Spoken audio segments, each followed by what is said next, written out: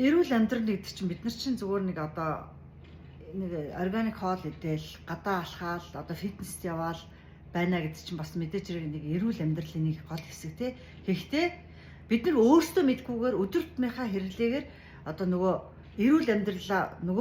эрүүл амьдрах гэдэг уртудаа наслах гэдэг бид нар өөрсдөө ингэ сөнөөгөөд идэв юм байна. За яа сөнөөдөг вэ гэхээр өдөр тутмын хэрэглээ. Одоо ингээд бид нарт асар их юм байдаг болсон цаг үе тийм үү. Тэгэнгүүт мэдхгүйгээр бид нар чинь нөгөө пластик хуванцар хэрэгжилдэг юм байна. Маш их хэмжээний хуванцар хэрэглээ бидний бидэд оруулж идэг дандаа.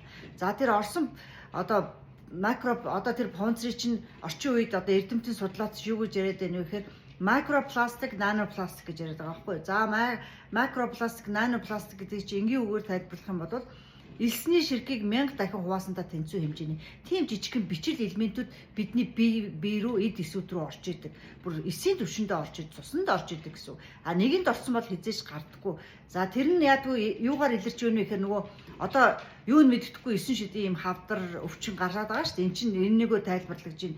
За тархи руу орохоор яаж юм гэхээр хүний нөгөө ой санамж муудах, за тэгээд Паркинсон тэр нөгөө юуны нөгөө юулаа зөнөөрөх те Альцгеймер өвчин тусах энэ төр магадлалууд дандаа тэрнээс үүсэлтэй гинэ.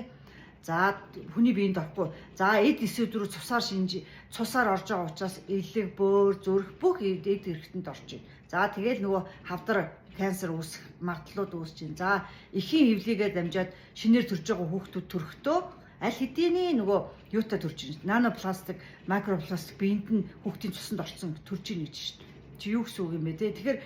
Тэгээ тэр төрсөн хүүхдүүд маань ямар өвчтөд төрж ийн гэж одоо нөгөө мэддэхгүй нэг мэдхэд айгүйх аутизмтай хүүхдүүд төрж ийнэ гэж яриад байна. ADHD-тэй хүүхдүүд төрж ийнэ гэдэг. Энд чинь ерөөсө биднээсийн нөгөө хамаагүй хуванцар хэрэглээний нөгөө хэрэглээнээс хамаарад бидний бие рүү орж ийнэ гэж эрдэмтэн судлаач яриад байна. Тэгэхээр бүгдээрээ хуванцар хэрэглээгээ бүгдээрээ одоо болох цаг нь болсон байна. Халах цаг нь болсон байна.